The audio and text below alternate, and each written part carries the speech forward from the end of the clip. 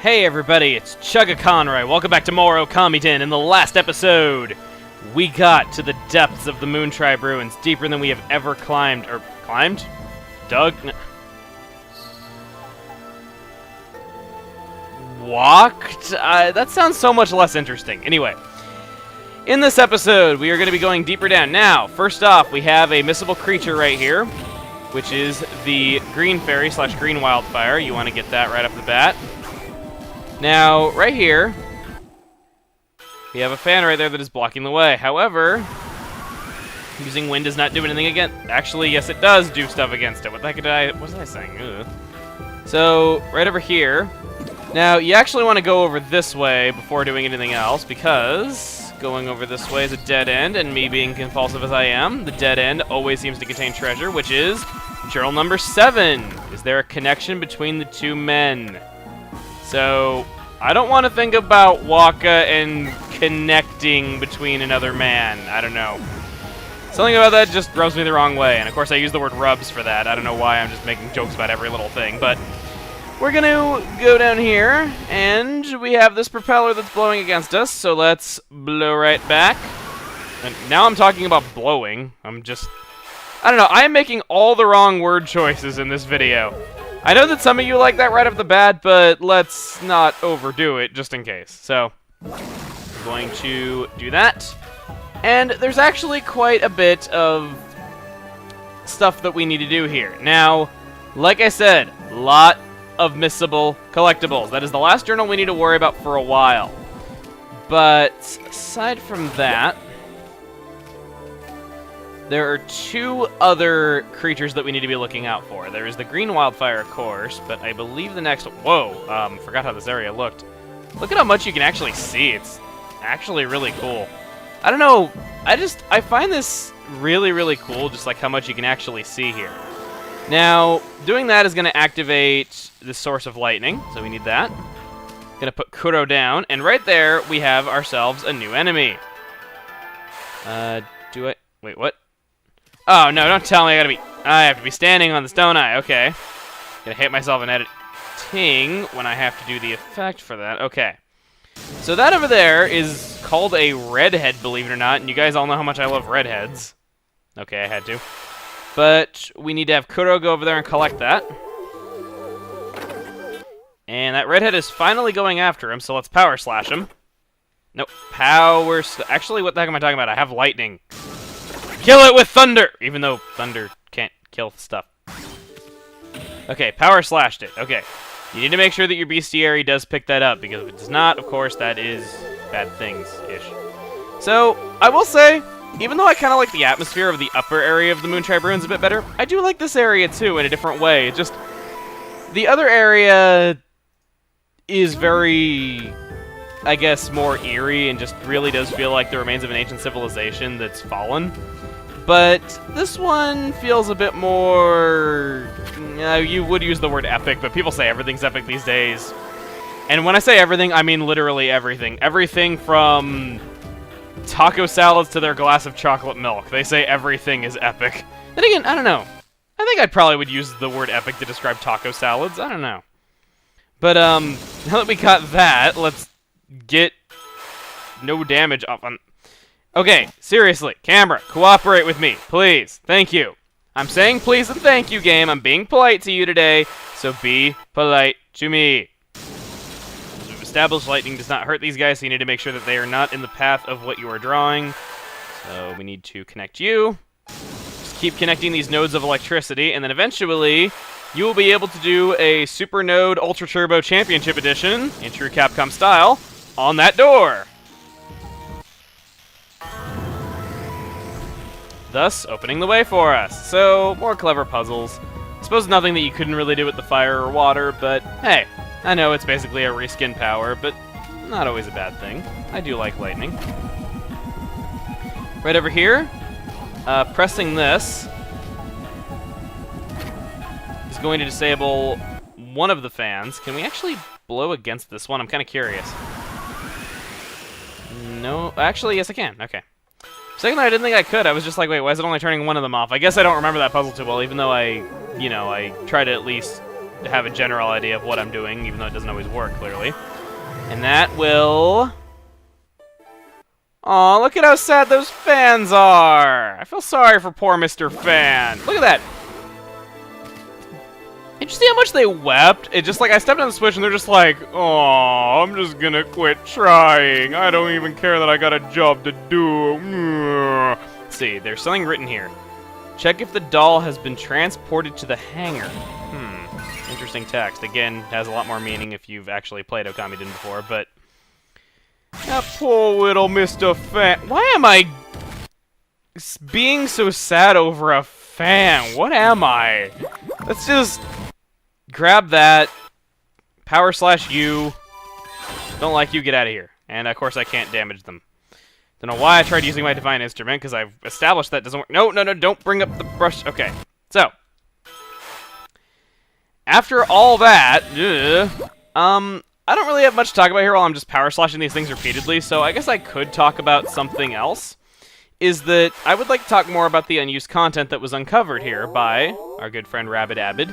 Now, it's not as too terribly interesting as it has been this time around. It's just some text that lists names of enemies, which I have no idea where that would have played into the final game. But if you want to read it, it's down below again. There is one more bit of unused text, though, that I can't really show you because it's a spoiler for very late game stuff, but it's a bit of a lost scroll that Isung would have written, and just trust me on this, you'll know what it says by the end of the LP. So I thought I'd bring that up at the very least. If you want to read the exact text, it's in the description once again. Let's see, there's something written here. Check if the doll is ready to be activated. So they keep talking about a doll of some sort that has been sent here. Kinda eerie. Right over here we have Cherry Bomb, and I will say, I don't know if you guys are thinking this while watching this video, because granted, the video is being blown up a lot for YouTube, which is why the graphics might not look quite as good as they do when you're actually playing the game.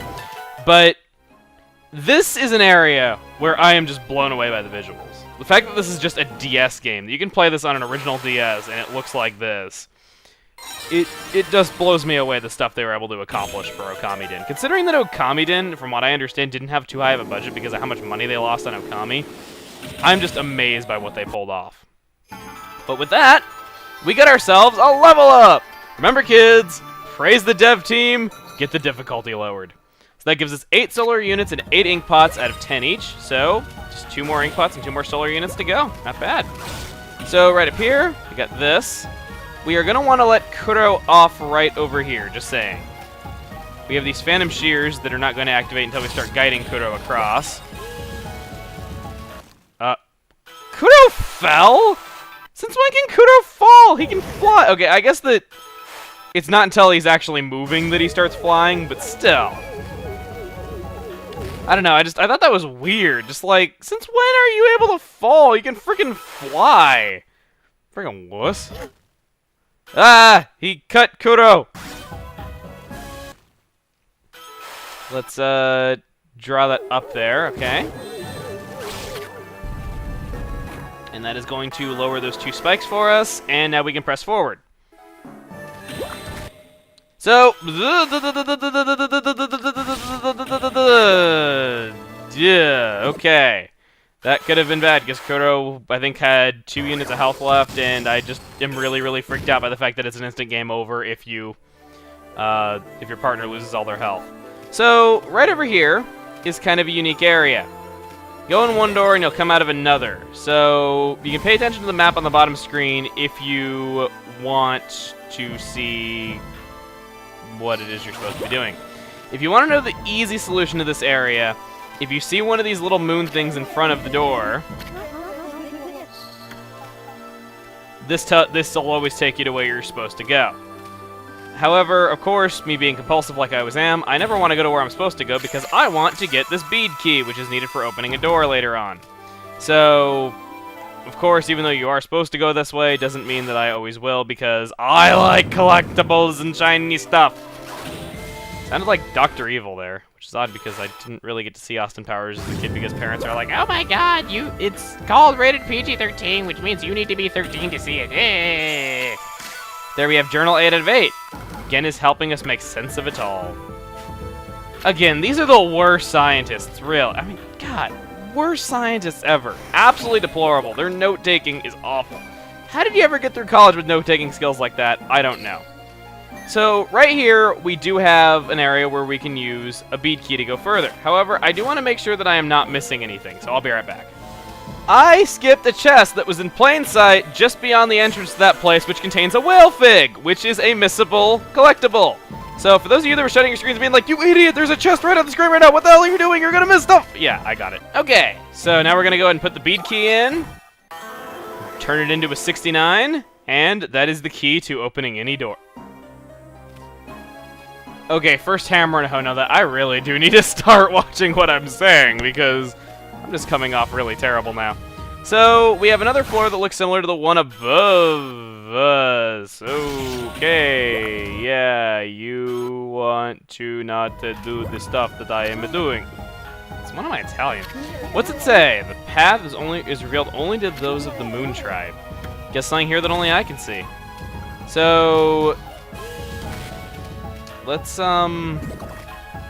there are these two symbols right here, which I don't think we can do anything with quite yet, but more importantly, we have an evil fan! My worst nightmare! Okay, no, not really. It's not the fan that's evil. It's the demons inside the Thunder. Oh my god, this is gonna feel so good! We finally have the weakness of these jerks! Oh my god! Stun their asses, use the glaive, fully charged, destroy them! Ah! I'm hulking out over here, jeez. Okay. Frickin' destroy, kill, maim, and make their days unpleasant. Kill, destroy, and then blow on them to kill them. And I missed it. I'm gonna fall. God, I hate thunder. A lot of people are saying like, hey, you said it's your favorite enemy, you hit them more than Wallywogs. I don't know if I'd go quite that far. Wallywogs and Pikmin 1 are still kind of jerkish. Let's do that. There we go, 2 demon skins. I will gladly take that. So, they're a good enemy to get demon skins from. Not bad. And good, I got a good rank all the same. So I am very content with how that turned out. And I don't know why I'm talking like this. Second time I've sounded like Dr. Evil in one video. So, I'm being kind of off the wall here. Let's, go ahead and blow on this. That didn't do anything. Let's do a spiral on it. Let's do a different spiral on it. There we go, and it blew in the opposite direction I was drawing in. Well, it solved the puzzle, so that's all that really matters to me. So let's do another spiral. And again, it blew in the opposite direction I was actually blowing it in. So right there, you can see that that path, those 2 symbols that we saw back there, now show us, I guess a bit of a spirit floor. Not exactly a spirit floor, but similar to it. Now, you might want to remember this broken path right here, because we are going to be coming full circle a bit later. So, I don't know, just a little thing. I kind of like it when dungeon designers do stuff like that. So, if we let Kuro off, we cannot see this path. But it's not like it really matters, because you can quite clearly see where it is. So, going to go down further. And just saying, we're actually pretty damn deep in here. But, okay, no, I'm not gonna fake you guys out like that again. Let's actually fight the enemy that's here for us. So, we finally have the floral finisher, the thunder ears, and the weakness of them. Took freaking long enough. And here we have the Sash Snake. Now, the Sash Snake is an enemy that we haven't seen in a long time. And the reason for that is that we now have lightning. And lightning, wouldn't you know it, is the floral finisher of the Snake Sash that we first fought on our first visit to Agata Forest back at the beginning of Okamiden. Yeah, really weird. No idea why I missed the floral finisher, didn't I? Yes, I did. Well, wish I could have shown that by example, but it seems to never quite work out like that. But yes, one of the first enemies you fought in the whole game has the floral finisher of the last required power in Okamiden. I don't know why they designed that. Maybe the Snake Sash was intended to appear later. I mean, I will concede that I did kind of find it a bit difficult for being an early enemy, and it might have been planned to appear later on. But that's really freaking obscure, because I remember my first playthrough, I was like, well, I'll try Power Slash, which seemed obvious. I tried Cherry Bomb, because I like figuring out the enemy weaknesses for myself. I mean, it's kind of a very Capcom-ish thing for them to do, but I don't know. I was driving myself nuts. It's like, what is the floral finisher of these guys? Ugh! Anyway.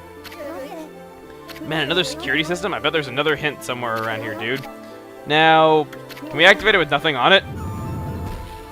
That's clearly the solution. Oh, bummer. Well, there's got to be a clue around here.